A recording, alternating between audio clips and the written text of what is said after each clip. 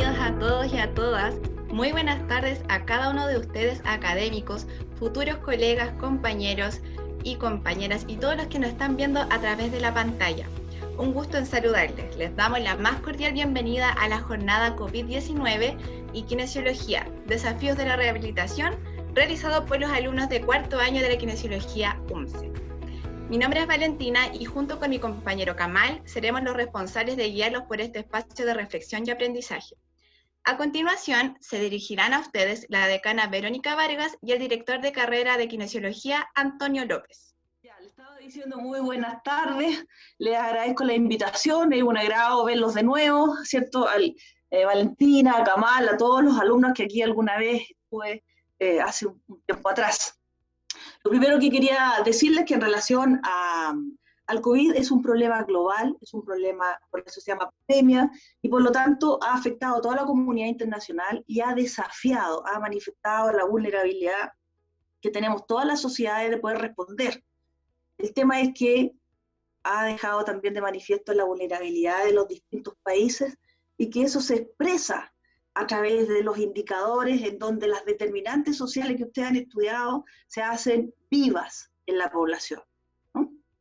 Entonces acá nosotros hemos sido un país que está en vía de desarrollo, que no solamente ha tenido un fuerte impacto en sus indicadores de mortalidad y letalidad, sino que también acá hemos visto de qué manera la responsabilidad social también se manifiesta y por lo tanto la cultura de los pueblos en comprender que las conductas individuales tienen efecto en los resultados globales. Así es que yo les quería decir, porque tengo 2 minutos, que desde la kinesiología aquí han pasado 2 cosas. Uno es que aquí ha habido una tremenda oportunidad para relevar lo que es la kinesiología respiratoria, especialmente la especialidad en intensivo, que se ha hecho no solamente imprescindible, sino que ha sellado la participación del kinesiólogo en intensivo, en un nivel crítico y con una alta eficiencia técnica. O sea, el desarrollo de la especialidad en kinesiología ha sido un éxito en la historia disciplinar. Y lo segundo, en el caso de los secuelados, que tenemos más de 1,5 millones de personas que están con secuelas de COVID y que van a necesitar en el mediano plazo un comportamiento de atenderlo una vez, que va a ser terrible porque todavía está en proceso de estudio esto, de qué manera nos vamos a hacer cargo en el desafío científico-técnico de las enfermedades de base, ¿cierto? No solamente en el sistema respiratorio, también hay algunas evidencias respecto a daños de cerebrovasculares o cardiovasculares en el ámbito neurológico. Aquí hay un desafío que es gigantesco para la kinesiología y también que es una oportunidad para una vez más hacer del kinesiólogo un profesional imprescindible en todos los niveles, desde el primario hasta el nivel de mayor complejidad. Pero ¿saben lo que nos ha faltado? Nos ha faltado la fragilidad del humano. Yo creo que acá, algo que tocamos poco, tiene que ver con que el tema de la pandemia nos ha expuesto a tener que preocuparnos de la vulnerabilidad de lo más básico, la vulnerabilidad de la vida. Esto nos obliga a reflexionar respecto a la limitación de los tratamientos terapéuticos, ¿cierto? Nos tiene que ver con las decisiones que son terribles de acompañamiento y cuidado no solamente del enfermo, sino que de la familia y también de los propios equipos sanitarios. Nos ha expuesto a la presión psicológica y moral que significa tener que decidir quién va a ocupar la última cama. En Chile afortunadamente no ha ocurrido, pero en otras latitudes sí, los equipos sanitarios se han tenido que exponer a esa tremenda decisión.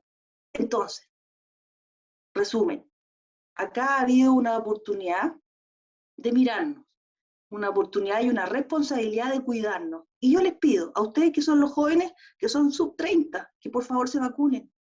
Porque acá no basta con que tengamos una serie de seminarios donde desarrollamos lo científico-técnico, pero no hemos olvidado que para tener resultados globales, que es una pandemia, se necesitan comportamientos también individuales que afectan la totalidad.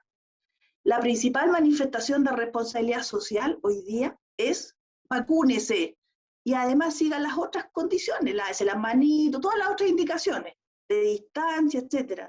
Pero si no basta con que nos juntemos aquí, es bueno, pero se necesita tener una expresión de coherencia interna entre sus conductas. Así que yo los invito, y con esto termino, los invito a que en estas reflexiones de lo científico-técnico incluyamos aquello que tiene que ver con la ética del comportamiento, que tiene que ver con la responsabilidad y que tiene que ver con el cuidado. Yo los invito también y les agradezco a los estudiantes y a nuestro equipo de kinesiología, a nuestros profesores, porque fíjense que, aunque sea digitalmente, aunque sea online, esta oportunidad de vernos, esta oportunidad de cuidarnos, de compartir, de estar acompañando a los otros, va a ser posible que muchas más personas puedan sobrevivir a esta tragedia que solos, entre lo que es las dificultades socioeconómicas y la vulnerabilidad humana, cuando se vive en soledad se soporta menos. Las vulnerabilidades humanas las tenemos igual, pero cuando se hace la sumatoria de las vulnerabilidades se sostiene mejor el peso. Así es que cuídense mucho y gracias por la invitación y realmente les deseo que sea una hermosa gestión. Muchas gracias, Valentina, Kamal y profesores. Muchas gracias, profesora Verónica. Bien, buenas tardes a todas, a todos. Parto por agradecer a todo el grupo organizador, a las y los estudiantes y también a las y los académicos que han apoyado esta gran iniciativa que en realidad nos tiene muy contentos y contentas porque es necesario hacer este tipo de encuentros. Así que parto por eso y por supuesto sé que no los voy a ver acá en este momento, pero de mi parte al grupo organizador también extender los agradecimientos a todos los que van a exponer hoy día y mañana, ¿no? Por darse este tiempo, compartir conocimientos, y que ojalá todos los asistentes, participantes, saquen provecho de todos los que expondrán y que nos van a compartir experiencias tan enriquecedoras. Así que básicamente eso, nosotros hemos hecho varias actividades, pero esta tiene un especial valor porque nace desde una asignatura en particular que ha querido conectarse con lo que está ocurriendo en nuestro país y en el mundo, ¿cierto? Y la universidad y las carreras, los departamentos, de alguna manera se van justificando también en la medida que se conectan con la realidad. Y sobre todo, si esta realidad es tan dura, somos capaces, y ustedes han sido capaces de levantar una instancia para aprender, que es otra de las oportunidades y obligaciones también que tenemos como parte de una comunidad universitaria. Les deseo mucho éxito en este día y el de mañana. Intentaré acompañarlo lo más que pueda. Así que muchas gracias, como digo, a todas y a todos los que están levantando esta iniciativa.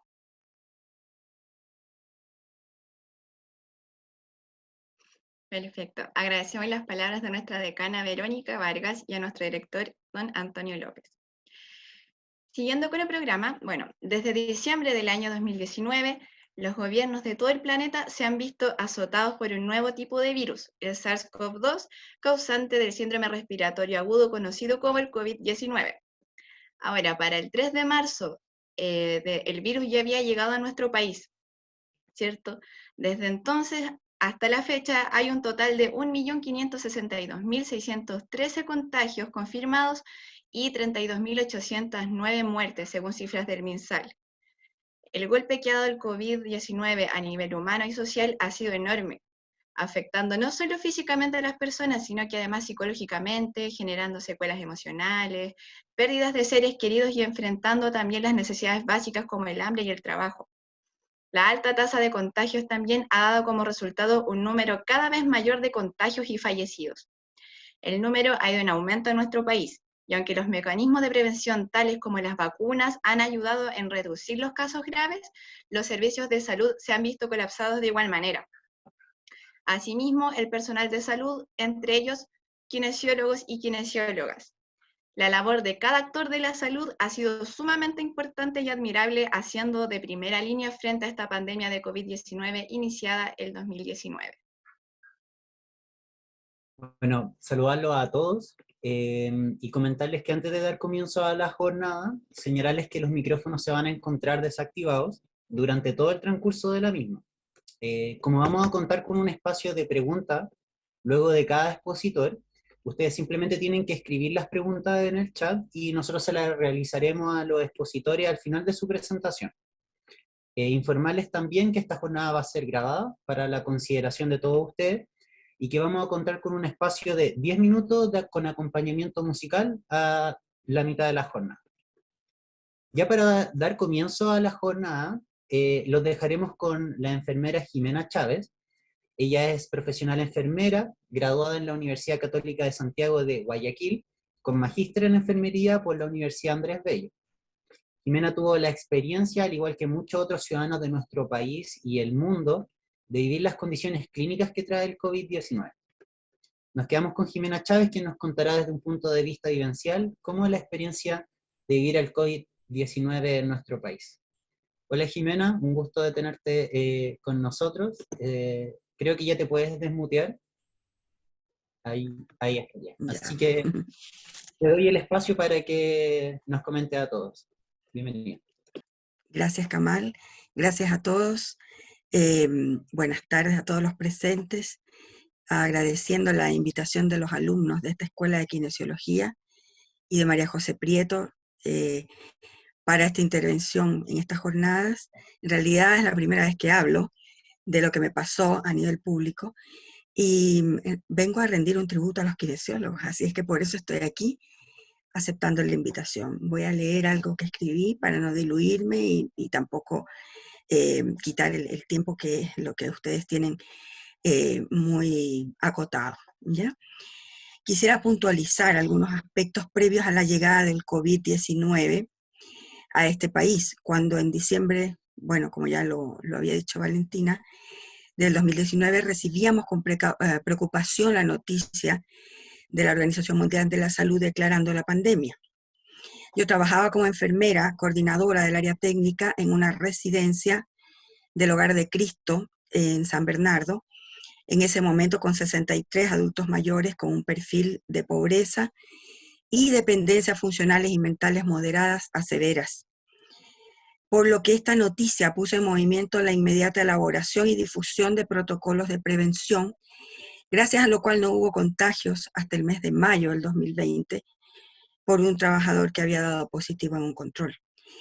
Personalmente me dio siempre una tranquilidad que yo no me contagié en la residencia y que los protocolos no fallaron, por lo menos hasta el mes de mayo. ¿Qué pasó? Mi contagio fue a causa de un familiar que retornó a Santiago, cuando todavía no se activaban los protocolos, esto fue el 13 de marzo. En la aviación menos, no se usaban mascarillas, ni alcohol gel, menos distanciamiento social. Y debido a la cuarentena decretada por el presidente Piñera el 15 de marzo, yo asistí, esto es del 2020, yo asistí a la residencia el lunes 16, reforzamos protocolos, en fin, pero yo ya no pude volver. ¿Por qué? Porque el 16 en la noche mi familiar presenta sus síntomas. Entonces entramos en cuarentena sí o sí, desde el 17. Mis primeros síntomas aparecieron el día 20, viernes 20 de marzo. Yo en realidad fiebre muy alta, una cefalea intensa, fiebre sobre 38,5, ha pasado 39 grados centígrados, con 1 gramo de paracetamol cada 4 a 6 horas sin ceder, tos, indigestión, pérdida de gusto, olfato, todo lo clásico, ¿no?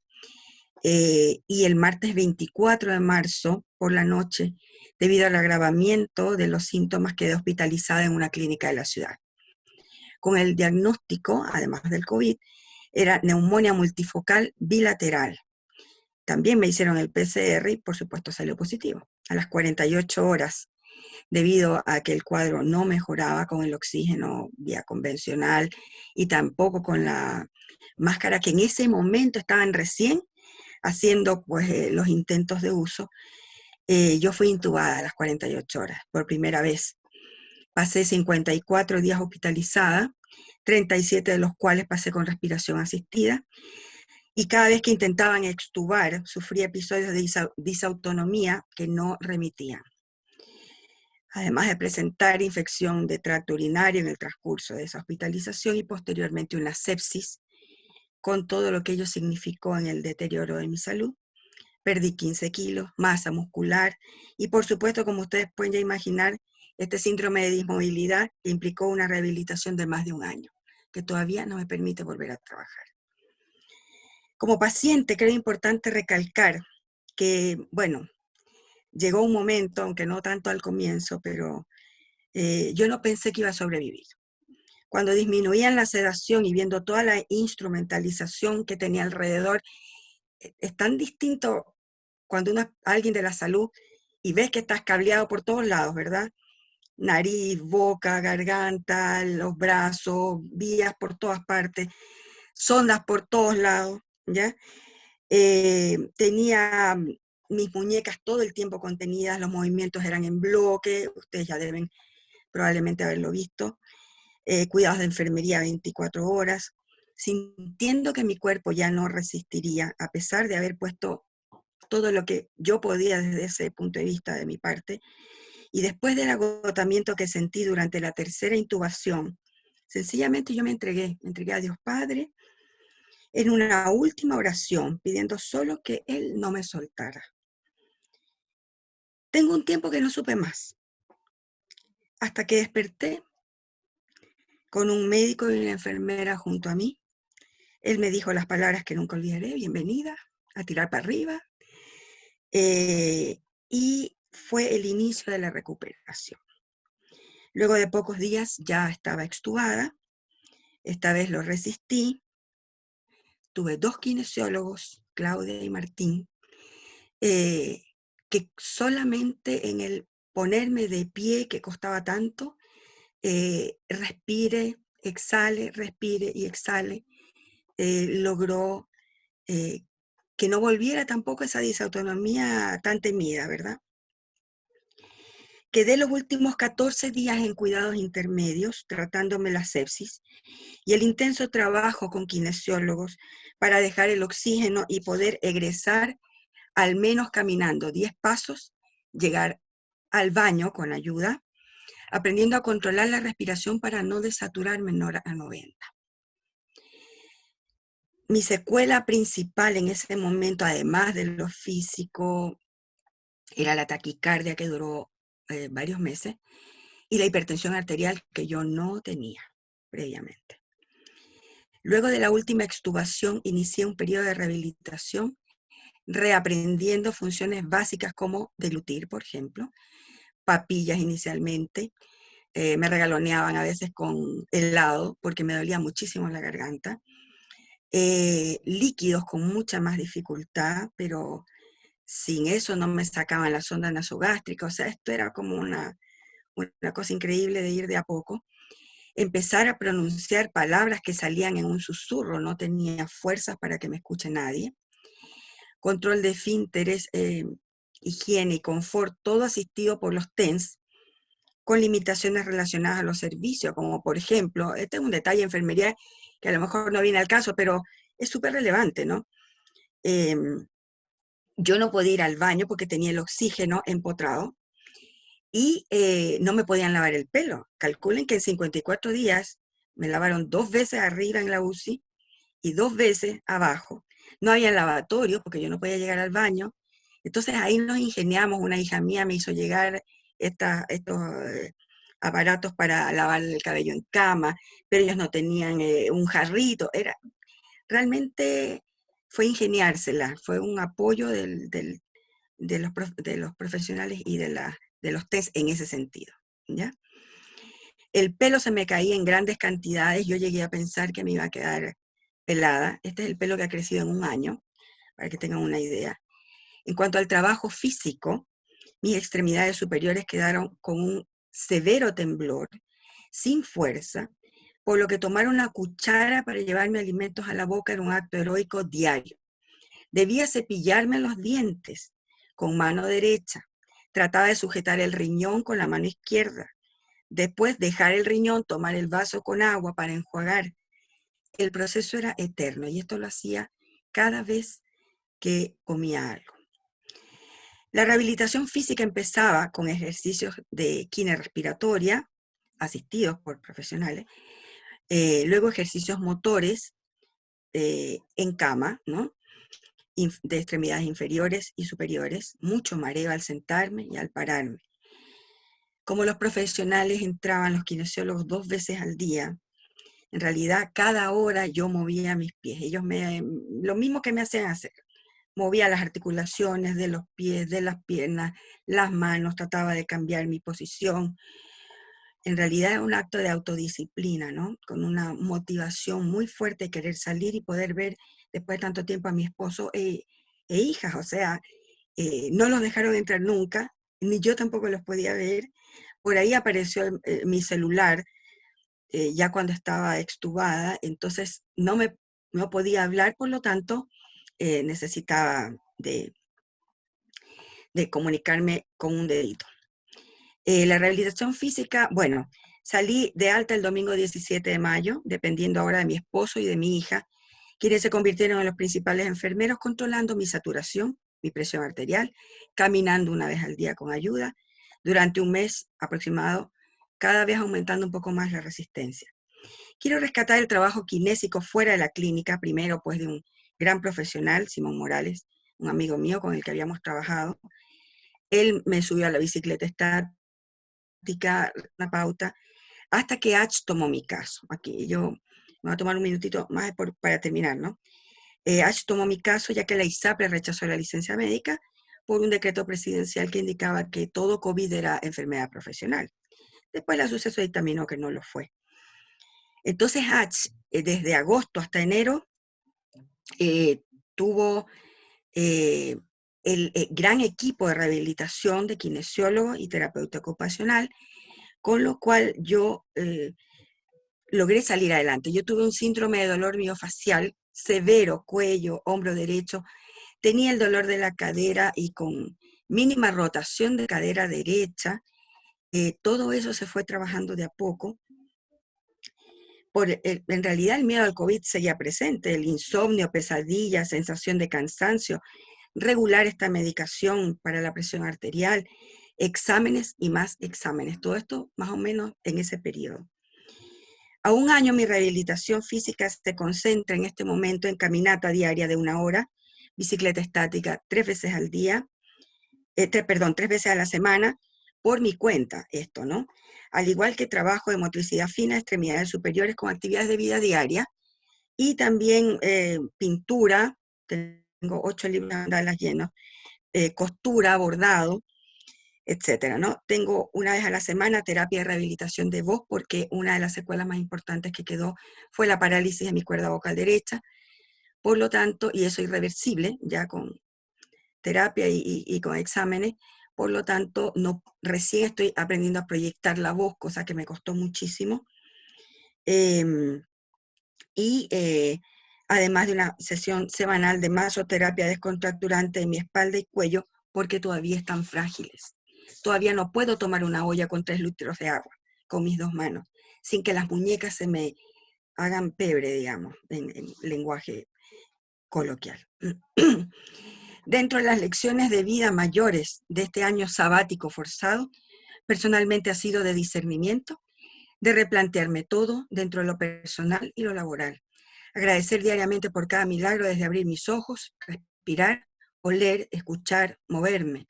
Agradecer por mi familia, alegrarme por cada logro cotidiano de cada uno, festejar cada fecha importante y las menos importantes también. Las cicatrices físicas están ahí, tengo varias en varias partes del cuerpo, como testimonio de una pesadilla que ya va pasando. Y poco a poco empezar a tomar decisiones de vida, volver a empezar. He sido una mujer cristiana practicante, cantando en misas dominicales, imagínense perder la voz, ha sido terrible. Imaginen lo complejo que fue no recibir mis sacramentos estando allí. Yo pensé que me moría y no tenía ni la unción de enfermos. No podía rezar el Padre Nuestro ni la Ave María porque esta nube del COVID es real. Padre Nuestro que estás en el cielo, y hasta ahí llegaba. Cosas que uno reza desde que es chico. Dios te salve María, llena eres de gracia, y no me acordaba de más. Así que finalmente era una conversa nomás espiritualmente con este Jesús, pensando que él sabría lo que yo quería decir. Recién en agosto, cuando levantaron la cuarentena, yo pude ir a mi parroquia y tener esa conversa larga con mi párroco. Vital también fueron las comunidades orantes. mis amigas de la Asociación Escuela de Autorrealización, yo pertenezco a una escuela de yoga, meditadores, la comunidad de mi parroquia, mis amigas del movimiento de Schoenstatt, gente que oró en todas partes del mundo, en Rusia, donde estaba una de mis hijas estudiando, en Israel, Portugal, Ecuador y Estados Unidos. Ya termino. Aunque les parezca poco racional, esta ola de oración es una fuerza que te mantiene la fe, sin decaer para salir adelante en cada paso del camino. Muchas gracias por permitirme dejar este testimonio. Como ya les dije, es la primera vez que lo puedo hablar en público. Lamento haberme pasado unos minutos. No, muchas gracias, Jimena, por habernos, Gracias. por habernos compartido tu vivencia. Se puede percibir todas esas emociones que probablemente estás reviviendo ahora que estás contando nuestra experiencia. Se nos acortó un poco el lapso de preguntas, pero quisiera hacerte una pregunta muy breve, quizás podría dar para mucho, pero a ver si podrías como darnos algún comentario respecto a eso, como ¿cómo es esto de vivir, la hospitalización, de vivir el COVID, teniendo todos los conocimientos que tienes tú dentro tuyo en cuanto como a salud, a fisiología? Cuando te encontraba en ese contexto, ¿pensabas como en lo que le estaba pasando a tu cuerpo? Y quizá, no sé, imagino, tú pensabas como generar respuestas que te pudiesen haber mantenido funcional durante un mayor periodo de tiempo. ¿Cómo fue eso de que una profesional de la salud con tanta experiencia se vea como en este contexto de COVID-19? Si nos puedes hacer una breve comentario respecto a eso. Mira, lo principal era que los médicos sabían, y las enfermeras, que yo era enfermera. Eso yo creo que lo hacía más difícil un poco la pega. Pero siempre me mantuvieron informada, porque esto es algo vital. Uno sabe qué está pasando. Inicialmente me lograban, la contención de la mano era muy terrible. Yo nunca he contenido a mis viejitos así, pero era el apósito embarrilado y además la contención acá. Entonces, por eso yo creo que tengo esa debilidad de las manos, ese temblor. Pero además, ellos sabían, entonces me iban diciendo todo. Cuando yo tuve el episodio, la primera disautonomía después de la primera extubación, yo ya tenía 24 horas sin nada, solamente con el oxígeno por naricera. Y de pronto empecé a sentir que todo nuevamente, yo me iba, se me bajó la presión, y cuando me desperté nuevamente estaba intubada. Entonces, mis ojos deben haber dicho, ¿qué pasó? ¿Me entiendes? Entonces estaban investigando entre una tromboembolia, estaban investigando qué podía ser, no daban en el fondo. Yo era de los primeros pacientes que estaban en UCI. Pero muy importante, yo creo que el que te vayan diciendo las cosas, el que ahora me toca cambiarla de posición y yo con los ojos les decía para acá, porque por una ventana veía el Cerro San Cristóbal y por la otra ventana veía los basureros, entonces yo quería estar a todos lados mirando el cerro, por ejemplo. Los detalles con los pacientes. Yo sabía que lo que me iba a costar recuperarme, porque yo he trabajado más de 22 años con ancianos postrados, con dependencias funcionales severas. Por lo tanto, el equipo con kinesiólogo, con terapeuta, enfermera, nosotros hemos trabajado mucho con eso y sabía lo que me estaba pasando. Entonces, yo creo que eso es como lo más dramático de ser un profesional y que te toque estar en esas circunstancias. Pero ciertas tranquilidades de ver cuando las cosas se hacen bien, cuando la gente te trata bien, el que nadie te trate mal cuando uno está dependiente total, que no puedes ni hablar y nadie puede saber lo que te está pasando porque no tienes ni la mano para explicar. Importante es como el nunca perder la humanidad, ¿no? Nunca perder el contacto y el buen trato y finalmente en una situación tan cruda como esta, esos pequeños gestos marcan la diferencia. Jimena, disculpa que ya te tengamos que estar cerrando este espacio. Muchas gracias nuevamente por haber estado aquí con nosotros, por haber compartido tu experiencia, que sabemos que algo fuerte, algo muy importante, y de seguro un evento importante en la historia de tu vida, así que nada, muchas gracias, y vamos a continuar con esta jornada, así que Solo para que nos siga. unas palabras más, solamente agradecer a todos los kinesiólogos. Ustedes son la clave en esta rehabilitación. Son la clave para que un paciente se levante y empiece a caminar y empiece a hacer todo. Así que yo les agradezco un mundo y por eso estoy aquí. Saludos a todos.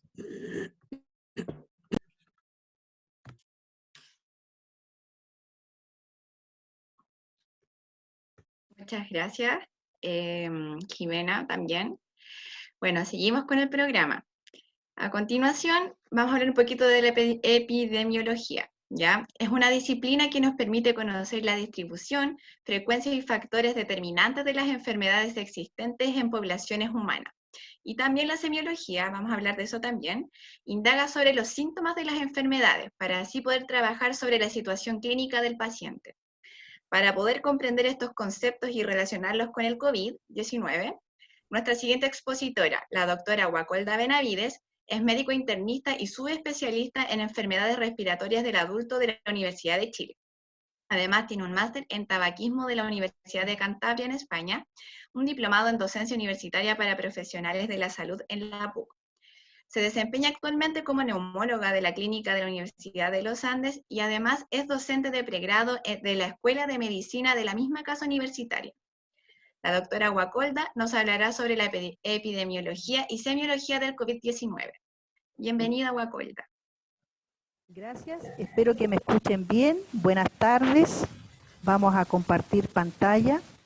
Mientras tanto, señalarles que es un placer participar en este encuentro, no solamente porque es organizado por jóvenes, jóvenes entusiastas y digamos, estudiantes, sino también porque son futuros kinesiólogos, profesionales a los cuales les tengo bastante aprecio y admiración por su determinante apoyo, no solamente en el manejo y en la rehabilitación de los pacientes con patología respiratoria crónica, como me toca habitualmente ver en mi área, sino también, como decía Jimena Chávez, en este tiempo de pandemia. Dicho eso, vamos a ver si se ve la presentación. Ahí está, ¿se ve? Ok. Perfecto, perfecto. Bueno, ¿cómo no recordar que el 30 de diciembre del 2019 se identificaron los primeros casos de neumonía de etiología desconocida que eran reportados en la provincia de Wuhan, en China? Y todos ellos presentaban como antecedente epidemiológico el haber asistido al mercado de mariscos de Wuhan, ya sean como trabajadores o visitantes. Ya posteriormente, en enero de ese mismo año, se identifica un nuevo virus que resultó ser un coronavirus y que posteriormente se designó con el nombre oficial de coronavirus 2 del síndrome respiratorio agudo severo, SARS-CoV-2, y cuya enfermedad que ocasiona este coronavirus es conocida como COVID-19. Ya en enero del 2020 o 2021, 2020, teníamos el primer caso fatal y efectivamente ya el 11 de marzo del 2020 la Organización Mundial de la Salud declaró la existencia de una pandemia existente hasta la fecha. Y es así como datos actuales confirman la lamentable cifra de más de 130 millones de casos infectados por COVID y cerca de 3 millones de muertes por SARS-CoV-2 en todo el mundo. A nivel de Latinoamérica, hasta fines de junio del 2021, hay un total de 37 millones y un poco más de casos de COVID-19 que han sido registrados en América Latina y el Caribe, donde Brasil, como primer lugar, Argentina y posterior México, tienen los casos de mayor mortalidad. Sin embargo, como contexto actual, Chile también es uno de los países latinoamericanos más afectados por la pandemia de coronavirus. Alrededor de un 42% de todos los casos que hay en Chile son de la región metropolitana y posteriormente son seguidos por la región del Biobío y de Valparaíso. Actualmente, hasta 27 de junio de la fecha, de los casos notificados, ya sea confirmados por PCR o probables casos por EpiVigila, las características de esta población es que la mediana de edad es de 38 años y un poco menos del 10% son adultos mayores de 65 años. Eso es importante para establecer de que lo que comenzamos como una enfermedad que afectaba inicialmente a los adultos mayores, ahora está afectando más a los pacientes más jóvenes. Como fuentes de infección, ¿qué podemos decir al respecto? Los coronavirus se dividen genotípicamente en 4 subfamilias, las alfa, beta, gamma y delta. Y en el caso del SARS-CoV-2 pertenece al género de los beta coronavirus, es decir, coronavirus que afectan a los humanos, porque también hay coronavirus que afectan a los animales y no se transmiten las enfermedades entre sí. Esta familia de los coronavirus son virus ARN que solamente, como decía, afectan a los humanos y son muy patógenos principalmente en aquellos órganos donde están los receptores de angiotensina 2, que ya vamos a ver, fundamentalmente afectando a las vías respiratorias, intestinales y otros. Este virus de forma esférica, como ustedes ven ahí en el diagrama, contiene 4 proteínas estructurales, la proteína Spike, que es la más espiculada, que ahí se puede ver, ¿no es cierto?, o llamada proteína S. Luego las proteínas de membrana, M, las proteínas de envoltura y la proteína de la nucleocápside, que está en el interior del virus. Y la importancia de señalar esta estructura es que justamente es en esta proteína S o Spike, porque es una proteína especulada, es el principal objetivo de los anticuerpos neutralizantes que se activan en nuestro sistema inmunitario al momento de la infección. Y es ahí, en esa proteína, donde se han enfocado las principales investigaciones en obtener cada vez mejores vacunas para poder contener esta infección. El SARS-CoV-2 se puede inactivar por rayos ultravioleta y también es sensible a la mayoría de los desinfectantes, de tal manera que eso también es trascendente recordarlo para medidas de prevención que se han establecido y se han mantenido hasta la fecha.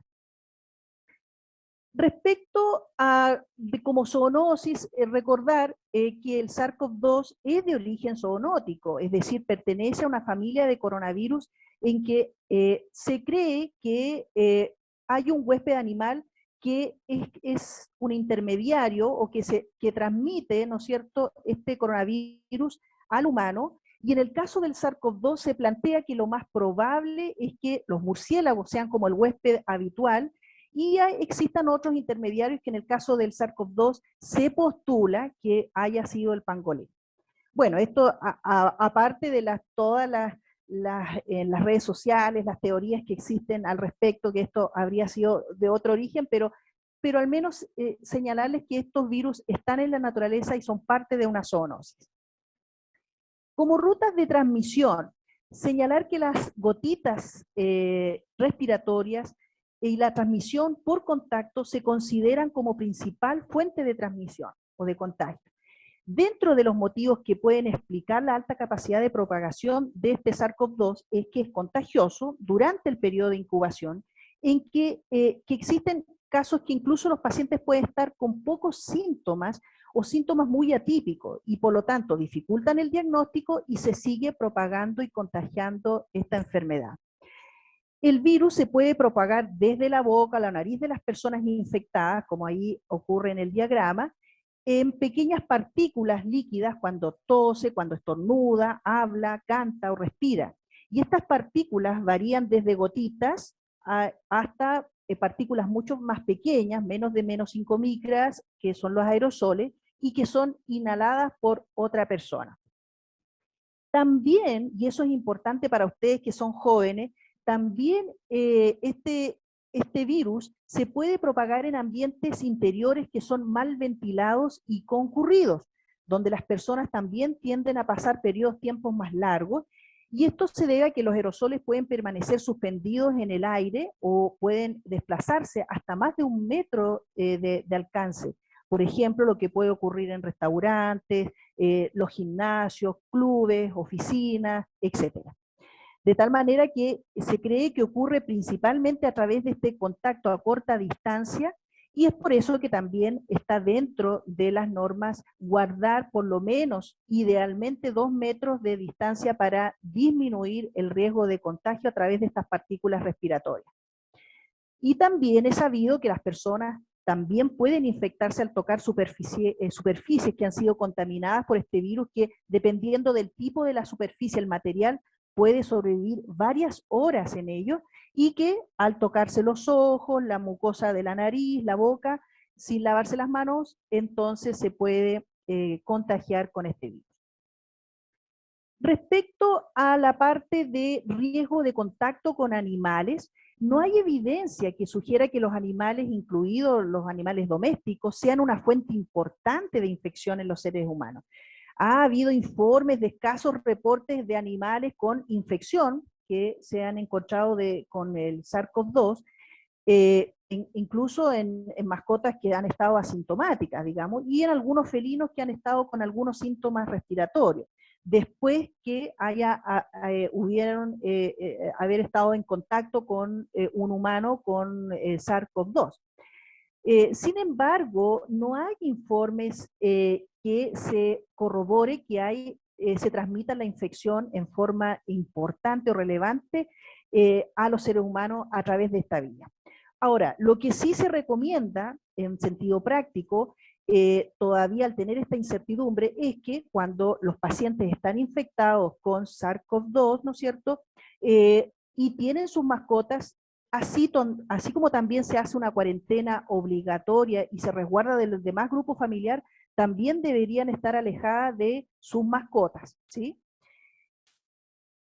Respecto a la patogenia, la evidencia sugiere que la proteína S, esta proteína especulada que tiene, ¿no es cierto?, este virus esférico, se une a un receptor de enzima convertidora de angiotensina 2 en las células humanas, y que incluso se ha comprobado que en el caso particular de SARS-CoV-2 hay 10 a 20 veces más afinidad con este receptor frente a otros coronavirus. Y al unirse a este receptor, a través de la proteína S, el virus se entra al citoplasma de la célula del huésped, ayudado por unas proteasas, que son unas enzimas, se fusiona con la membrana celular de la célula huésped, con la membrana del virus, entra a la célula al citoplasma, ayudado por estas enzimas, y una vez que ingresa, empieza, ¿no es cierto?, a replicarse, a replicar su material genético, se ensambla, se forman nuevas vesículas y vuelve a salir por exocitosis desde la célula afectada, rompiendo, ¿no es cierto?, dañando esta célula afectada. Y una vez que sale de esta célula afectada, el virus puede ingresar a sangre periférica, ya sea desde los pulmones, habitualmente, provocando una fase de viremia. Desde ahí el virus se dirige a todas las células del organismo, fundamentalmente aquellos que tengan o expresan este receptor de enzima convertidora 2, que no solamente en las células del pulmón, sino también células del corazón, riñón, tejido gastrointestinal, células endoteliales, incluso piel, y provocando entonces una respuesta inflamatoria excesiva, prolongada, determinando entonces una tormenta de citoquinas que determina en algunos casos más graves a nivel pulmonar un síndrome de distrés respiratorio o la disfunción de los órganos afectados. Del punto de vista de la semiología, los estudios actuales reportan que el SARS-CoV-2 tiene un periodo de incubación, que es verdad, hay algunos estudios que reportan unos días más, unos días menos, pero en promedio es alrededor de 4 a 6 días. Los niños desarrollan síntomas más leves con mejor pronóstico y, sin embargo, hay casos que pueden, ¿no es cierto?, posteriormente cursar con un síndrome tan grave como es el síndrome inflamatorio multisistémico, o conocido como PIMS. El periodo de contagiosidad, bueno, ha pasado, ¿no es cierto?, por bemoles. Se planteó inicialmente que ya por lo menos a los 14 días, más del 50% de los casos tenía baja excreción viral, luego se ha ido acortando a 11 días, pero en la realidad que nos toca, a mí como broncopulmonar, no solamente en la clínica, sino en el Instituto Nacional del Tórax donde trabajo, hemos visto pacientes que se sigue documentando excreción de material genético de virus, PCR positiva a los 2-3 meses incluso. El riesgo de mortalidad en los casos notificados por COVID es variable y va desde un 2 a 15%, dependiendo también del grupo que estamos viendo, siendo los de mayor mortalidad los grupos de edad avanzada y los que tienen alguna comorbilidad. De ese punto de vista, toda la población es susceptible de enfermar por COVID-19. Sin embargo, la evidencia señala que mientras la gran mayoría de las pacientes que se infectan hacen una enfermedad leve, aproximadamente un 14% desarrolla una enfermedad grave que requiere hospitalización, oxígeno, y un porcentaje cada vez menor, alrededor de un 5%, va a requerir unidades de cuidados intensivos. En casos severos se puede generar incluso complicaciones graves como el síndrome de distrés respiratorio, sepsis, shock séptico y falla multiorgánica. Ahora, ¿quiénes son las personas o los pacientes que podrían tener más posibilidades de complicaciones o de formas más graves de COVID? Las personas de edad avanzada, comorbilidades crónicas, las que se señala ahí, enfermedad renal crónica, enfermedad cardiovascular, los diabéticos, pacientes con patología respiratoria crónica, EPOC, asma, los pacientes con neoplasias, pacientes obesos y pacientes que son fumadores. No hay estudios categóricos que sea solamente el tabaco de cigarrillo ocasional. Hay algunos reportes que ya han visto también en una posibilidad de los que son usuarios de cigarrillos electrónicos. Respecto a antecedentes de socioeconómicos y género, señalar que se ha visto formas más graves en hombres y también en personas que son de ascendencia hispana, negros y condición socioeconómica más baja. Ahora, también en la práctica hemos visto pacientes jóvenes, sin comorbilidad, no fumadores y que hacen formas graves. Se cree también que podría haber alguna susceptibilidad genética, ciertos haplotipos que determinan que el virus tenga un mejor ensamblaje a través de su proteína espiculada, a través del receptor de angiotensina, determinando mayor replicación y mayor contagiosidad y formas severas de COVID. O sea que también, aunque sean los jóvenes ustedes que no tengan mayores factores de riesgo, saber que también hay una susceptibilidad genética en que podrían tener formas graves de COVID. Respecto a las manifestaciones clínicas, clásicamente, y como describía Jimena, los síntomas más frecuentes son fiebre, que va de magnitud variable. En los casos que no requiere hospitalización son fiebres autolimitadas y no tan altas. Tos, fundamentalmente una tos irritativa o poco digamos, productiva. Fatiga, eso ha sido una condición, una fatiga que incluso se mantiene posterior a la resolución del cuadro, y dificultad respiratoria que puede ir siendo progresiva, y que eso es una de las características que uno como broncopulmonar, que uno dice, bueno, ¿y por qué como comparado con una influenza? Rápidamente veíamos pacientes que podían estar con estos síntomas respiratorios y en 24, 48 horas agravarse rápidamente. La cefalea también es un síntoma de presentación habitual, sobre todo al inicio de estos cuadros. La fatiga puede ser de discreta hasta cuadros que incluso se mantienen meses después, como decía Jimena, y que muchas veces no siempre va asociado a una explicación de las secuelas de un paciente de una hospitalización prolongada o un paciente por haber estado en cuidados críticos, sino que es una fatiga que a veces vemos en pacientes que han sido, o colegas que han estado infectados, que han sido deportistas y que se describe como una sensación que lo hubiese pasado prácticamente un camión por encima. Hay otros síntomas que son más infrecuentes, pero también se han descrito síntomas como diarrea, vómitos, anorexia, manifestaciones cardiovasculares como palpitaciones, opresión de pecho, y también algunos síntomas de conjuntivitis y alteraciones de la piel. Por ejemplo, en lo que respecta a las manifestaciones dermatológicas, pueden ser muy amplias y también se ha manifestado en los estudios que pueden incluso preceder a las manifestaciones respiratorias de COVID. Y pueden ser tan amplias como erupciones maculopapulares, como la esquina inferior derecha, lesiones urticariales que pueden pasar como alergias de otro origen, lívidos reticulares, lesiones maculopapulares o vesiculares, parecido incluso a lesiones vesiculares infecciosas.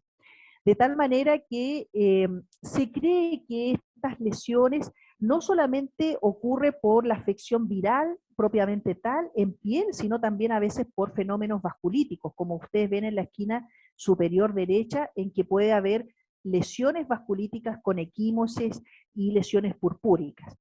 Ahora, incluso lo que decía Jimena, caída del cabello, también se describe. Y esto es también porque en la piel se han notificado la presencia de estos receptores de angiotensina 2. En lo que respecta a manifestaciones cardíacas y cardiovasculares, es tan amplia desde arritmias, miocarditis, infartos, insuficiencias cardíacas, shock, y eso también no tan solo por la lesión a nivel del tejido miocárdico, sino también por la misma disfunción endotelial y microtrombosis a nivel vascular en estos pacientes. Y obviamente la enfermedad tromboembólica que ustedes ven acá en un angiotac acá, en el cual el contraste ve todo, ¿no es cierto? Se ve todo el trayecto de la arteria pulmonar y obviamente acá interrumpido por un gran trombo en una rama principal de la arteria pulmonar, en que ha sido la trombosis venosa profunda, la embolía pulmonar, una de las manifestaciones tromboembólicas más graves que pueden tener estos pacientes. Y esto no solamente ocurre, por lo que yo les decía, por los trombos a nivel de la microvascularización, sino también porque al ser esto una enfermedad inflamatoria sistémica, favorece la estasia y un estado más procoagulante de favorecer estas complicaciones.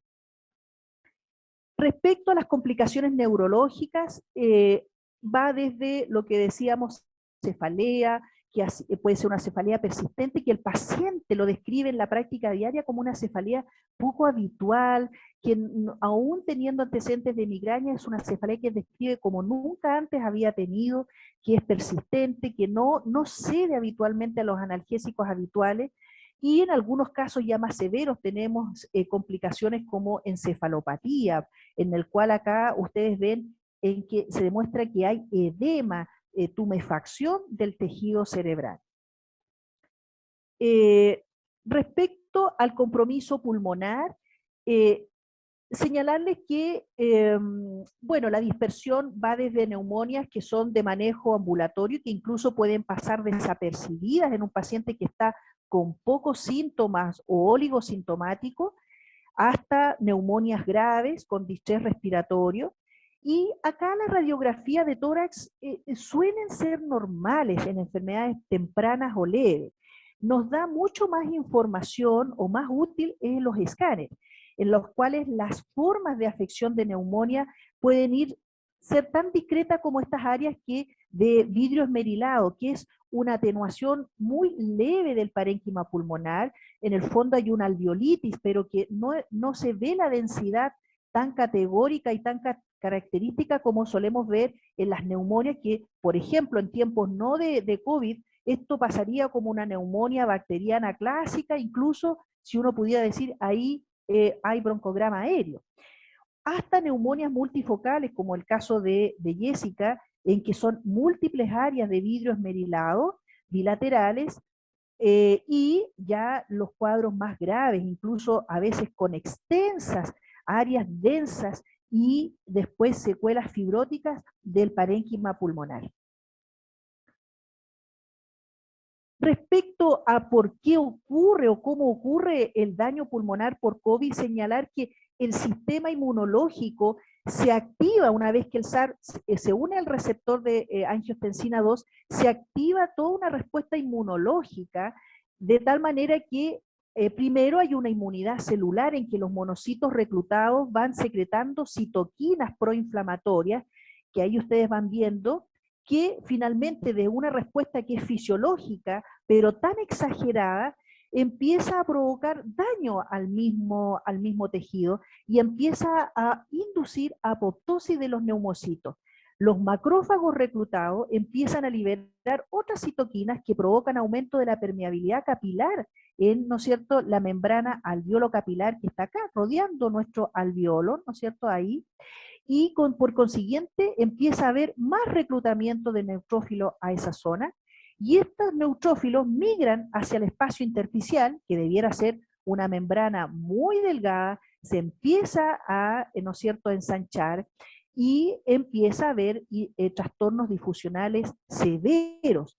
Y a su vez, en ese mismo sitio se empiezan a degranular otras células que llegan, ¿no es cierto?, inducidas por estas citoquinas proinflamatorias, provocando cada vez más daño de los neumocitos y las células endoteliales, hasta provocar definitivamente ruptura, y no logro señalar acá, ruptura de la membrana alveolo capilar, edema intersticial, migración de proteína sanguínea, y se va generando, pasa a circulación sistémica todas estas citoquinas que van yendo, ¿no es cierto?, a actuar en los otros órganos.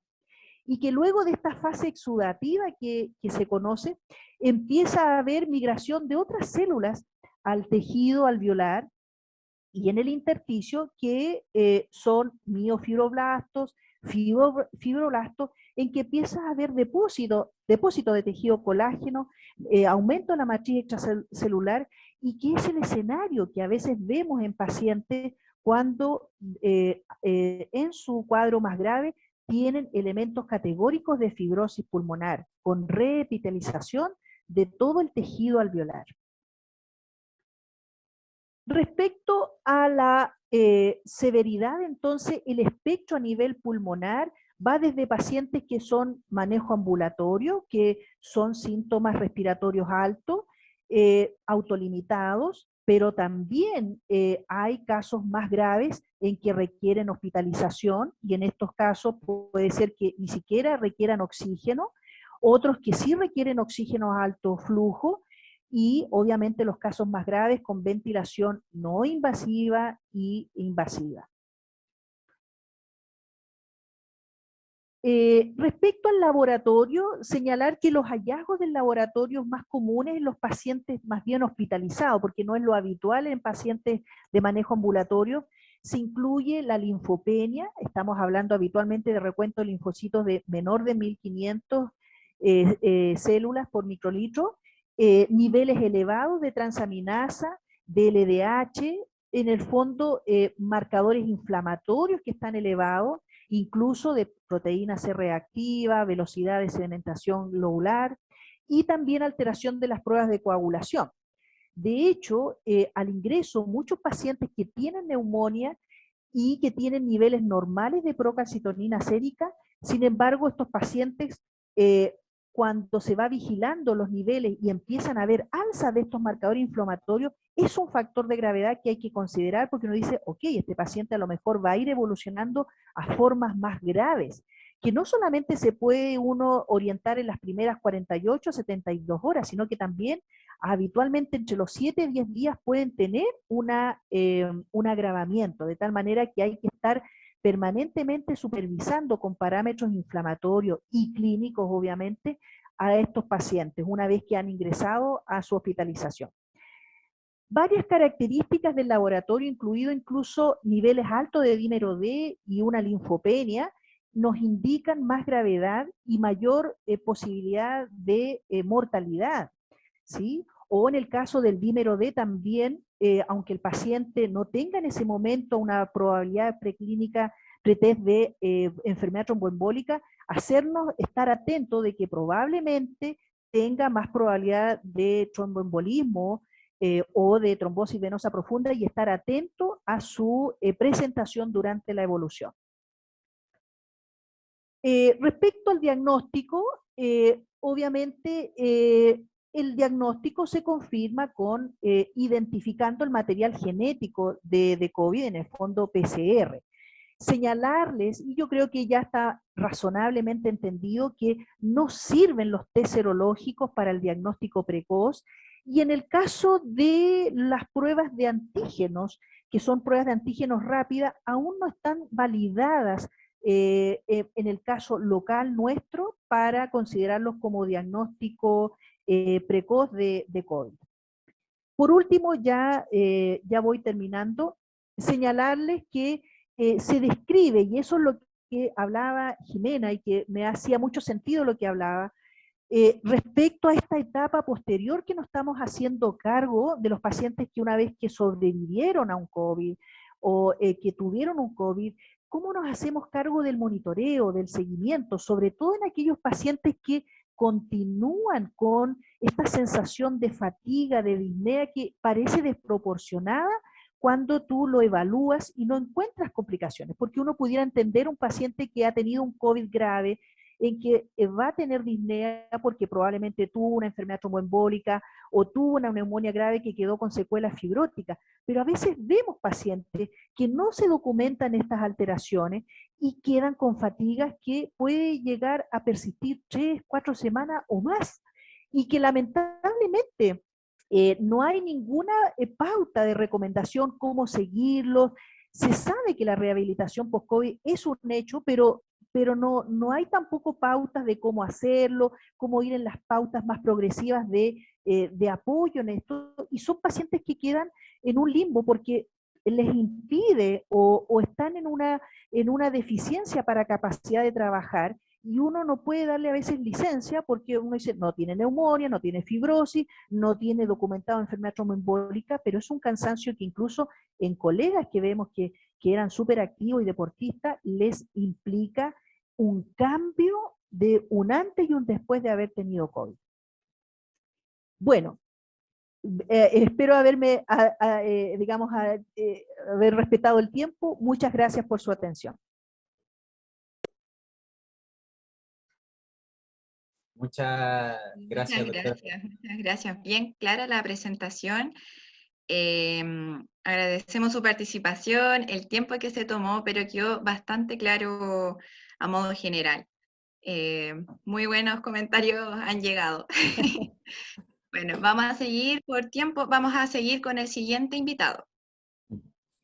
Muchas gracias, doctora Guacolda, por su presentación. De seguro le vamos a enviar algún correo recopilando las preguntas que quedaron, pero por ahora tenemos que continuar con la siguiente presentación. Como bien se sabe, Chile es un país que se caracteriza por ser una larga y angosta franja de tierra al sur del mundo. Tan variados son los climas y geografía en nuestro país como lo son también las realidades socioculturales y económicas. Es por eso que hemos invitado a participar de esta jornada a la kinesióloga Karina Albornoz. Ella es directora del Departamento de Kinesiología de la Universidad de Atacama, magíster en alta dirección pública y en kinesiología cardiorrespiratoria. Karina nos expondrá respecto a la realidad que se vive fuera de la región metropolitana, específicamente en el Hospital de Copiapó. Sin más que agregar, dejamos con usted a la kinesióloga Karina Albornoz. Karina, bienvenida. Hola, hola, muy buenas tardes a todos. Muchas gracias por la invitación. Antes de presentar, agradecer, ¿no es cierto?, la actividad. Encuentro que es maravilloso que esté organizado por estudiantes dentro del marco de una asignatura de la Universidad de la UMCE, ¿no es cierto? A mí en primera instancia me invitó Paloma, ¿no es cierto?, que hemos tenido muy buena relación gracias a la pandemia. Curiosamente hay cosas buenas, ¿no es cierto? Y con María José también, Prieto, hemos tenido una linda relación durante este último año, gracias a la virtualidad. Así que nuevamente agradezco y los felicito por la la jornada. Lo otro, contarles que nosotros efectivamente, voy a presentar por mientras, es difícil, no, es inevitable no vivir el centralismo en Chile, ¿no es cierto? Así que por eso que hayan invitado y considerado una universidad regional que está bastante lejos, se agradece que nos consideren. Así que feliz de estar aquí. Están viendo ya mi presentación, ¿cierto? Sí, sí se ve. Se ve súper bien. Ya, Ella sí y la- bueno, claro, entre medio contarles que yo voy a terminar, más o menos contarles lo que voy a hacer. Quise hablar del hospital, pero también hablar un poco de cómo como universidad, como departamento, tuvimos que enfrentar esto en todas las áreas, en realidad.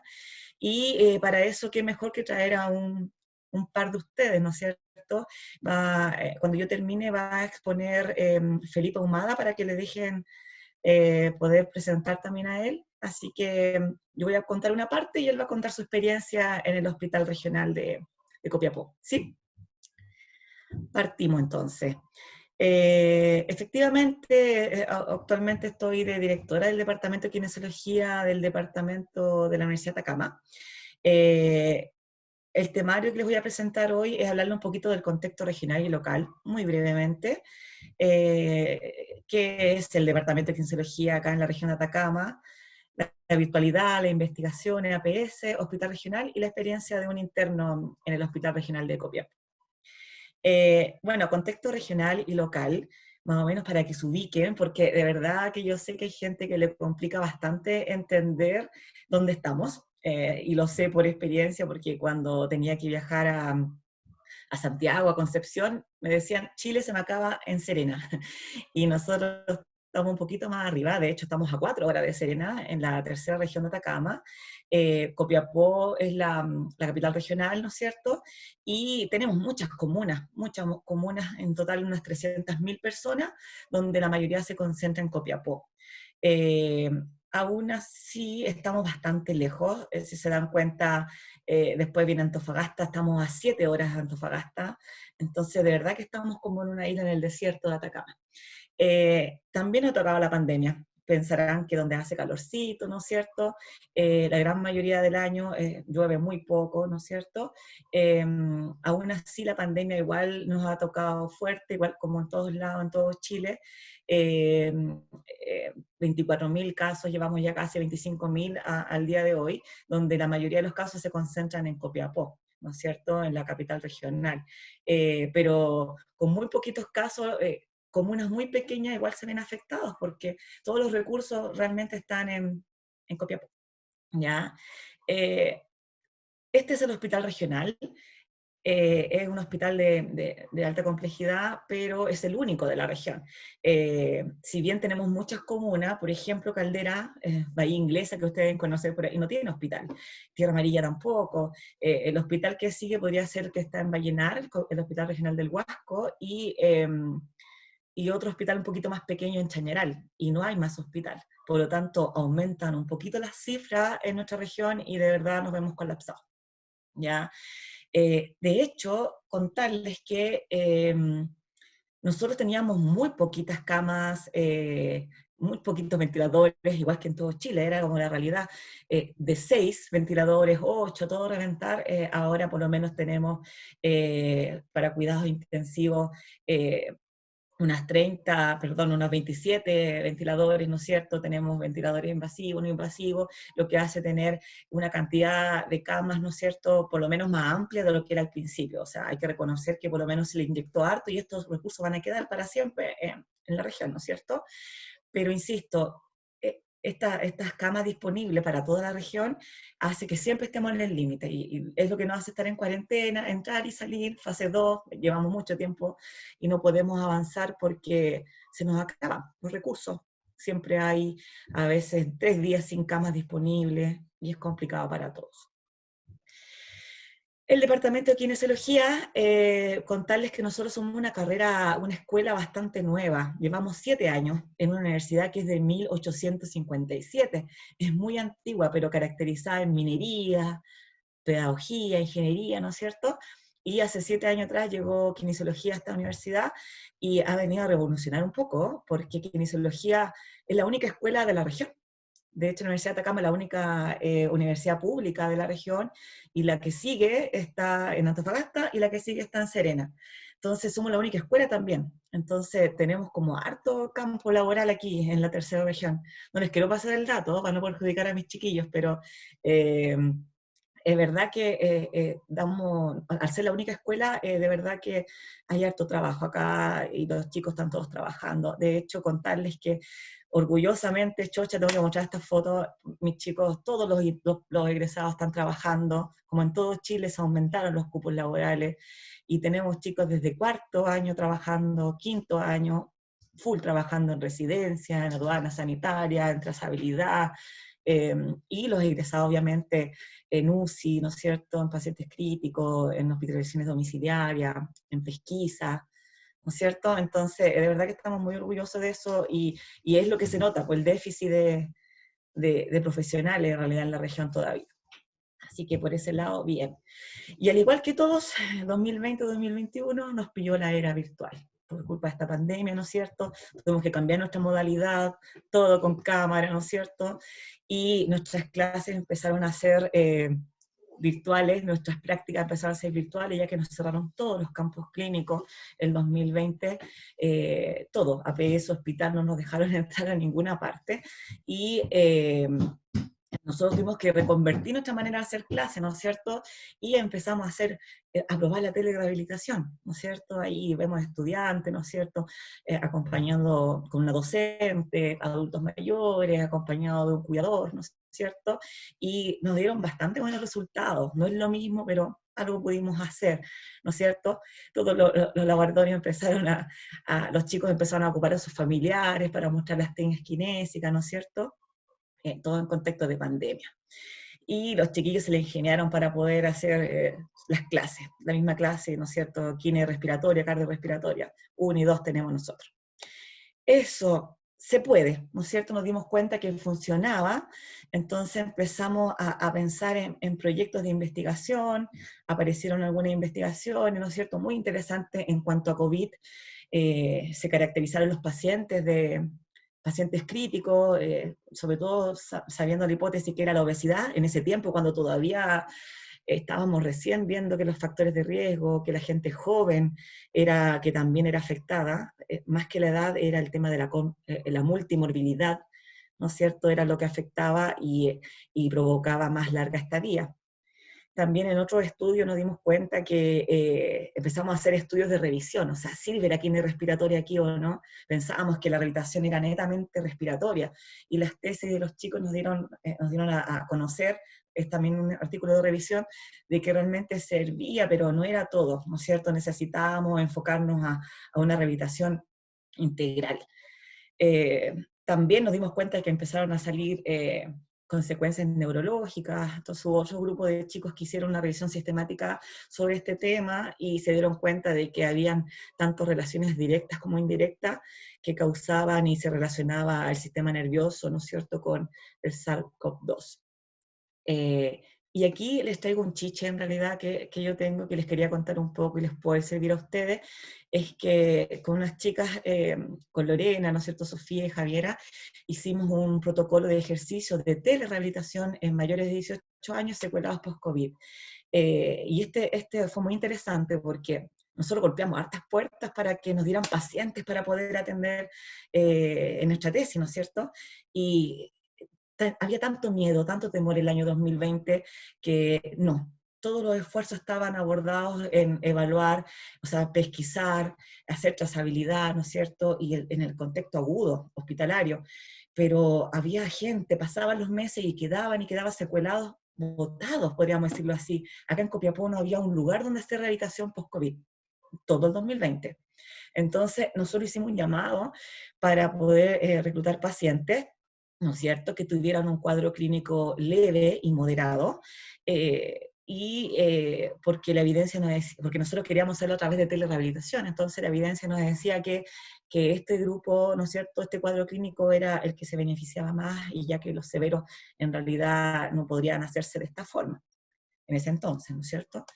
y decidimos hacer telerehabilitación. Y hicimos llamado, tuvimos muy buena acogida, la gente estaba interesada, pero obviamente como habían criterios de inclusión y exclusión, se fue achicando la muestra, y logramos hacer esta telerehabilitación para ayudar al paciente secuelado post-COVID en todas sus áreas. Todos sabemos que esto es multisistémico, ¿no es cierto? Y que el ejercicio, la actividad, mantenerse activo, ¿no es cierto?, fortalece todo y mejora todo lo que se deterioró por culpa o a causa de la dismovilidad, ¿no es cierto?, y de las secuelas del COVID, tanto lo cognitivo, pulmonar, musculoesquelético, cardíaco. ¿Ya? Bueno, a grandes rasgos, nosotros hicimos un protocolo de ejercicio de 9 semanas, ¿no es cierto? Queríamos mejorar la funcionalidad de los pacientes y hicimos un llamado a todo Chile. Nos llegó gente de Antofagasta, nos llegó gente de Santiago, teníamos un caballero muy simpático de Santiago, y muy agradecido por la instancia de poder tener de forma gratuita esto, y nosotros lo que queríamos mostrar es que esto funcionaba, ¿no es cierto? Evaluamos las cosas sociodemográfica que ustedes conocen, ¿no es cierto? Pero además evaluamos calidad de vida con el cuestionario SF36, la capacidad aeróbica con el STEP test de 2 minutos, y fuerza muscular con el RM y el CITU-STAN de 1 minuto, y evaluamos estado funcional con la escala post-COVID, ¿no es cierto? Funcional post-COVID. Y los resultados fueron buenos. Esto no es para el tema de hoy, ¿no es cierto? Pero contarles que un protocolo de 3 veces por semana, unas 26 sesiones, de 45 a 60 minutos, y con trabajo mezclado, ¿no es cierto?, mixto entre aeróbico y fuerza, funciona. Ya nosotros hicimos educación, movilidad articular, entrenamiento aeróbico con estos pacientes, todo a través de la telerehabilitación, entrenamiento de fuerza, ejercicios respiratorios también, elongación muscular, y esto se hizo con un pre, ¿no es cierto?, se evaluó.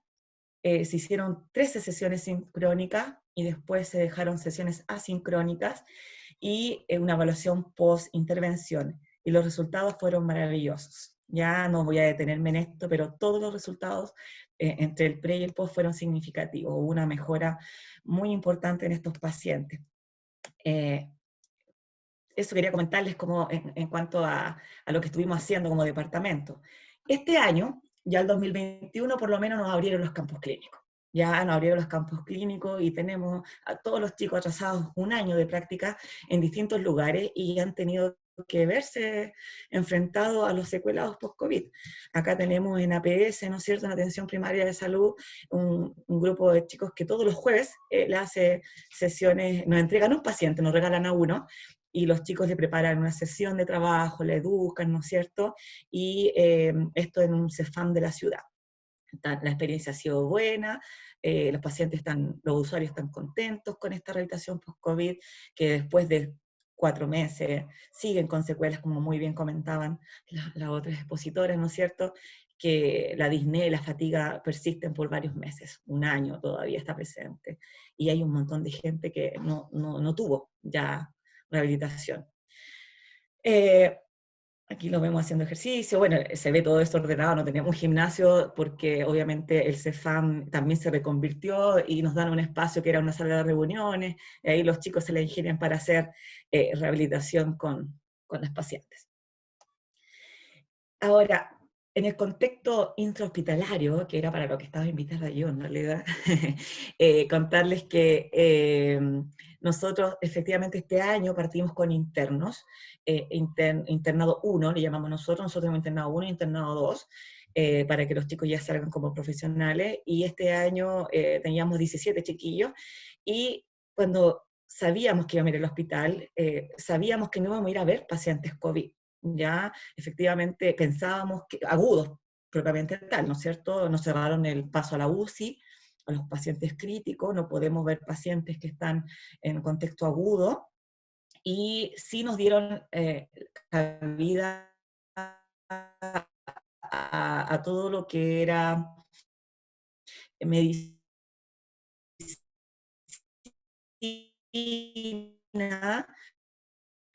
neurología, o sea, muy solo respiratorio, solo neurológico, solo traumatológico, nos dimos cuenta que no era así, ¿no es cierto? De hecho, nos preparamos, empezamos a ver qué es lo que había en la evidencia para preparar a nuestros internos, ¿no es cierto?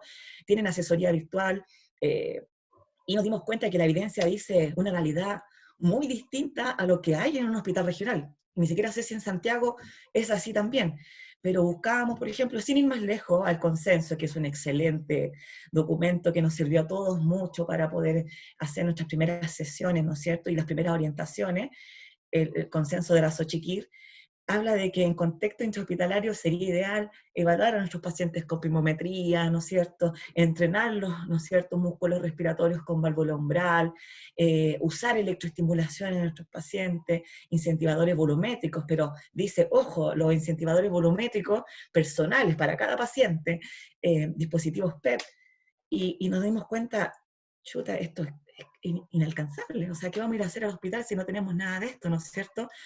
Menos pensar en cicloergómetros portátiles, ¿no es cierto?, que podamos tener en nuestros pacientes hospitalizados. Yo les cuento la realidad como es acá.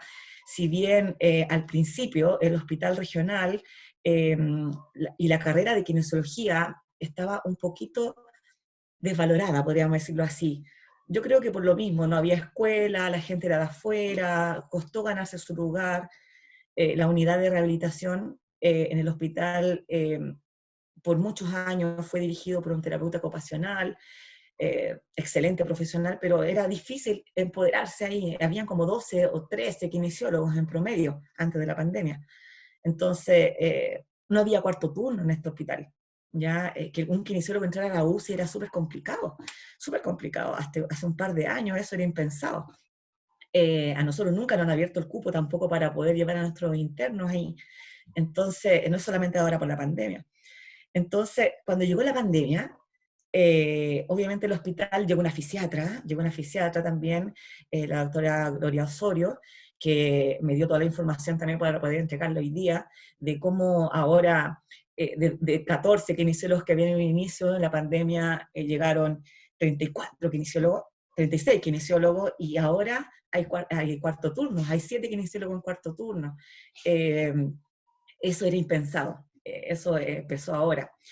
El año 2020 el hospital cerró también todo lo que era rehabilitación, y a causa de eso el hospital regional hizo unas páginas web donde ustedes pueden entrar a las páginas web del Hospital Regional de Copiapó, San José del Carmen, y pueden encontrar en la parte de terapia física y rehabilitación algunos videos que se dejaron el año pasado para la gente porque no había posibilidad de rehabilitación. Ya este año empezaron, 2021, a hacer rehabilitación domiciliaria, ¿no es cierto?, a tratar de clasificar con esta escala post-COVID a los pacientes para saber quién se iba a rehabilitación domiciliaria, ¿no es cierto?, o quién se iba a la casa, nomás con algunas indicaciones, ¿no es cierto? Y lo otro que se armó un equipo, trabajan terapeutas, pero miren, 5 terapeutas ocupacionales, 4 fonoaudiólogos y los 36 kinesiólogos. Y eso ha hecho que también se valore mucho la presencia de nuestros internos en el hospital. Porque llegamos a medicina, y a medicina llegaban todos los que salían de los cuidados críticos, muy deteriorados. Aquí Felipe en un ratito más les va a contar esa parte, y ya nos dimos cuenta que la rotativa no podía ser de respiratorio puro. Los chiquillos tenían que ver a estos pacientes como rehabilitación cardiopulmonar, una rehabilitación musculoesquelética y fuertemente una rehabilitación neurológica. Las polineuropatías muy frecuentes en nuestros pacientes acá en Copiapó, y que me imagino que en todo Chile es muy similar. Entonces nos dimos cuenta de que los chiquillos tuvieron que reinventarse de cómo hacer las prácticas, de cómo atender a estos pacientes, porque curiosamente nos empezaron a pasar a los pacientes más complejos, a los más secuelados. ¿Por qué? Porque andaban de 2, de 3 internos, entonces era más fácil movilizar a estos pacientes, y se gastaba más tiempo. Ustedes saben que en el día a día, en un hospital normal, el tiempo que se le da a cada paciente es muy poco, la rehabilitación intrahospitalaria. ¿no es cierto? Entonces, eso fue un plus, que nos dieran a los pacientes más complejos. Así que ahora Felipe igual les va a contar con mayor detalle cómo fue la experiencia de él en el hospital, qué es lo que aprendió, qué es lo que vio, ¿no es cierto? Va a ser más valioso que de tú a tú, ¿no es cierto? Él como estudiante interno aún les cuente su experiencia. Así que por mi parte, muchas gracias por su atención y los dejo con Felipe. Bueno, acá hay unas fotitos también de terapia. Dejo de compartir, ¿no es cierto? Y Felipe, ¿estás por ahí? Ahí está Felipe. Así que para que le den permiso para presentar.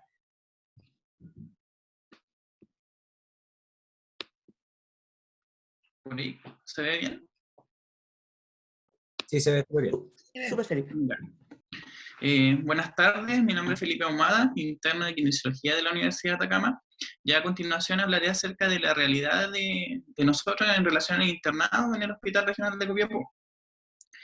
En primer lugar, quisiera plantear cómo es el tipo de paciente al que nos enfrentamos, o más bien en qué condiciones se encuentran los usuarios a los cuales vamos a intervenir. ¿Ya? El contexto de los usuarios en el hospital está dado por pacientes principalmente que se encuentran en un proceso ya más bien posagudo, ya, o post-COVID, donde el proceso infeccioso, ya, viral como tal, ya se encuentra resuelto, ¿ya? Sin embargo, son usuarios que presentan diversas complicaciones que implican haber cursado por esta etapa grave de la enfermedad. Más bien son pacientes que han desarrollado el conocido síndrome post-COVID. ¿Ya? Cada paciente que nosotros interveníamos tenían comorbilidades presentes, por ejemplo, que iban a favorecer a un mayor impacto de la enfermedad. Por ejemplo, eran pacientes que tenían obesidad, diabetes, hipertensión, asma, silicosis, entre otras comorbilidades. Ya cabe destacar que nosotros nos encontramos en una zona norte, por lo tanto, en relación a la minería y los procesos respiratorios, la silicosis es algo que está presente.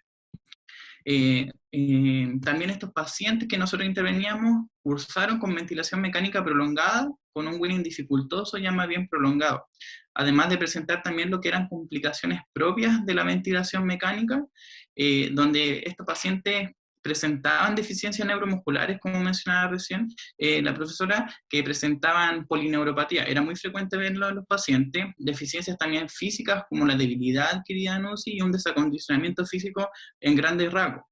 ¿Ya? También un aspecto relevante era que estos pacientes presentaban estados depresivos, ya que estaba asociado a que cursaban por procesos de delirium, ya era muy común también. Adicionado que en el contexto de pandemia, los pacientes, los usuarios no pueden recibir visitas, ya por lo tanto ese también es un factor desfavorecedor y que también contribuye a este proceso o estado depresivo en los pacientes. También se veía las alteraciones en la funcionalidad en ellos. Ya los usuarios inicialmente experimentaban un bajo grado de funcionalidad, necesitando así asistencia para el desarrollo de sus actividades de la vida diaria en este contexto hospitalario, y que mediante las intervenciones kinésicas que íbamos desarrollando obtuvieron un progreso favorable.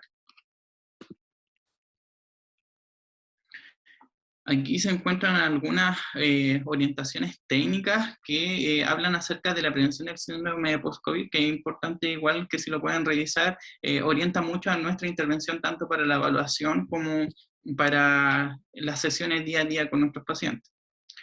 En segundo lugar, quisiera mencionar acerca de las intervenciones de rehabilitación en las personas con COVID en estadio grave que llevamos a cabo. Ya nuestra acción de rehabilitación principalmente abarcó la etapa subaguda de los usuarios, ¿ya?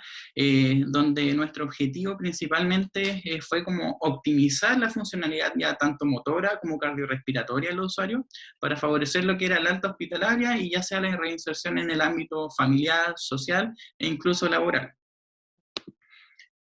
En este aspecto, nuestras acciones estuvieron orientadas a potenciar, por ejemplo, en el área respiratoria, la compliance y la ventilación pulmonar, modular la presencia de dolor. Los pacientes cursaban por procesos de dolor muy agudos, ya en este bloque médico, ya abarcar también lo que era fortalecimiento muscular, favorecer, por ejemplo, las transiciones y transferencias.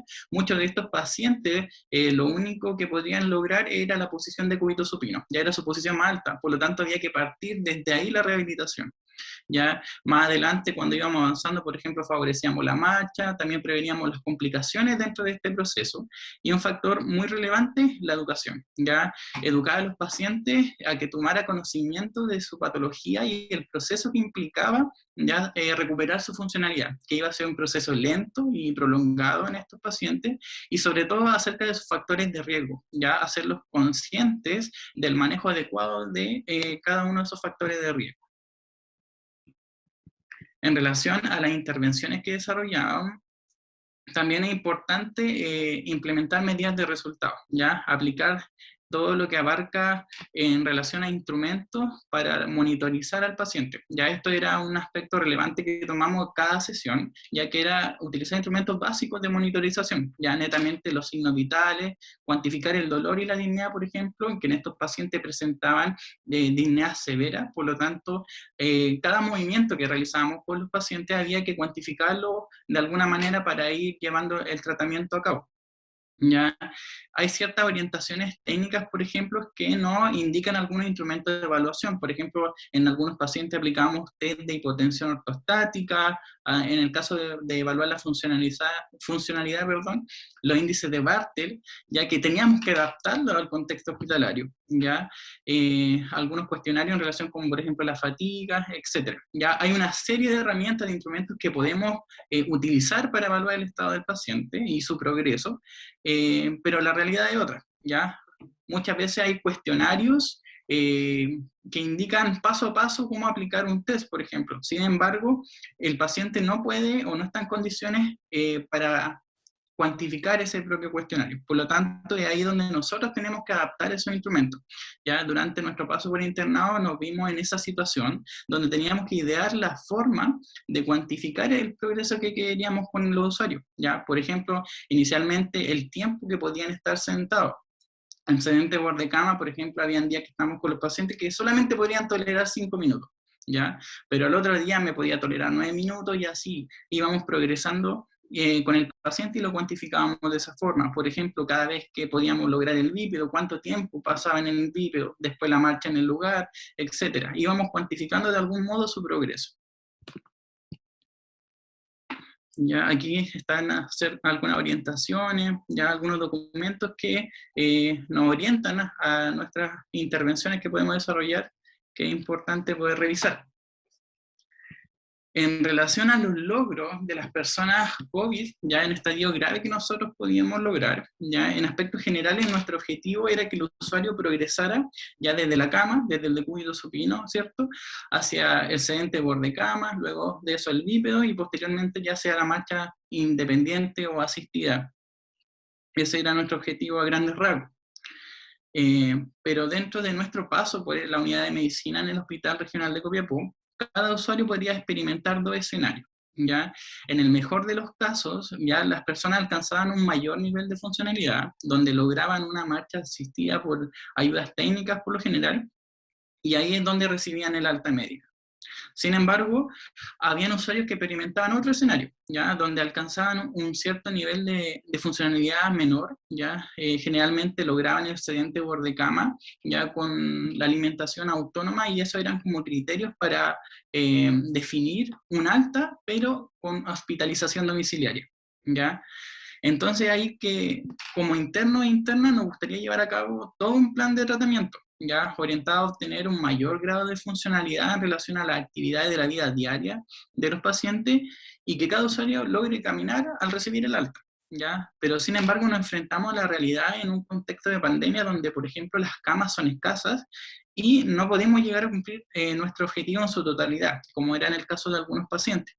Entonces cabe destacar que cada usuario era preparado ya para recibir el alta hospitalaria, ya dando continuidad con esta hospitalización domiciliaria, cada uno de ellos, donde recibían intervenciones, ya que iban a estar inmersas en un entorno conocido para ellos. Así que por ese aspecto también es favorable, porque un entorno conocido para ellos en la hospitalización domiciliaria, donde le iban a hacer la intervención, también debemos pensar que va a potenciar en gran medida su rehabilitación.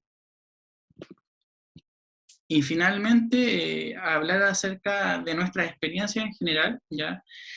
siempre se nos ha dicho que cada usuario es tan distinto uno del otro, ¿ya? Y esto cobra gran relevancia en los pacientes post-COVID.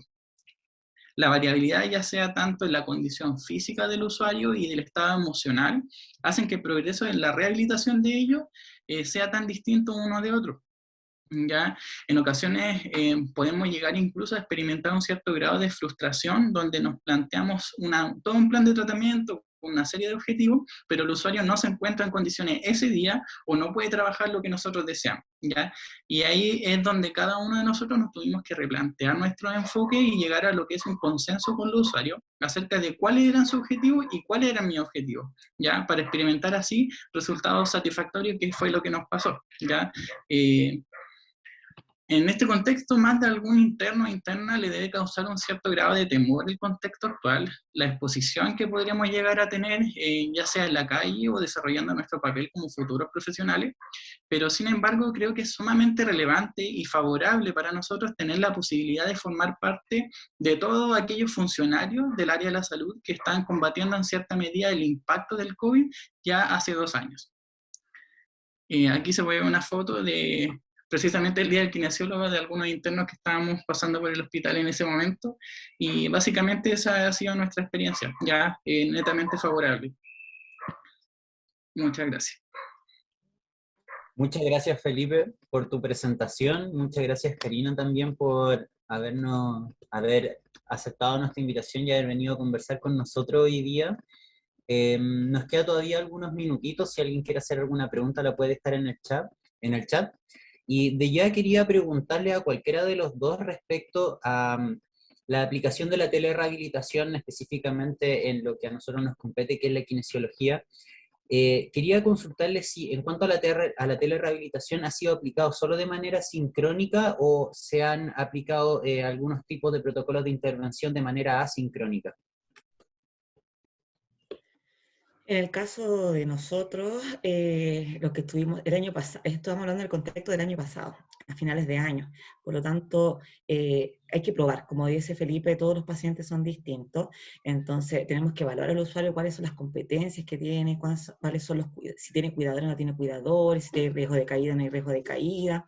Entonces, en ese sentido, si un paciente es totalmente autónomo y su riesgo de caída es nulo o bajo, el paciente se puede educar, se puede hacer sesiones sincrónicas, pero después se le hace acompañamiento asincrónico o híbrido, ¿ya? Días sí, días no, con chequeo. Entonces, y en el caso de los pacientes que obviamente tienen mayor riesgo de caída o no tienen un cuidador o están más solos, son pacientes que hay que acompañarlos. Ya, de hecho, todas las sesiones.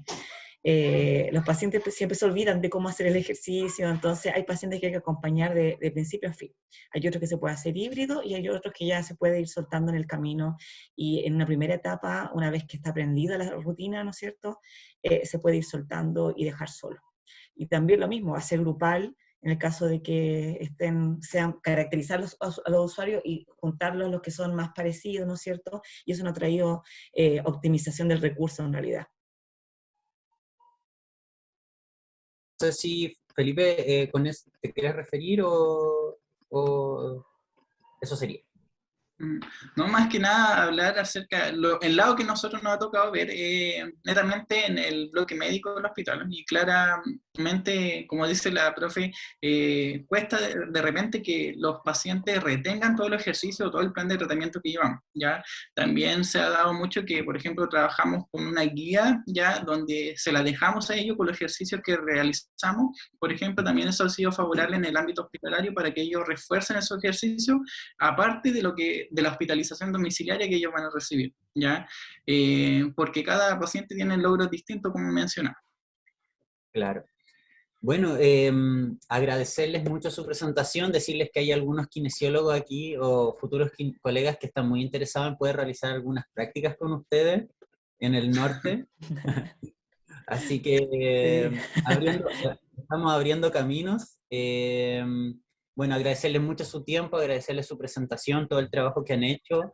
Y bueno, nosotros como estudiantes de kinesiología sabemos que lo difícil que ha sido todo esto de tener que alejarnos del usuario y hacer todo esto a través de una pantalla, así que Sabemos que ha sido difícil y bueno, muchas gracias por compartir sus experiencias con nosotros. No, gracias a ustedes por la invitación, de verdad, muy bonita la jornada, gracias. Muchas gracias.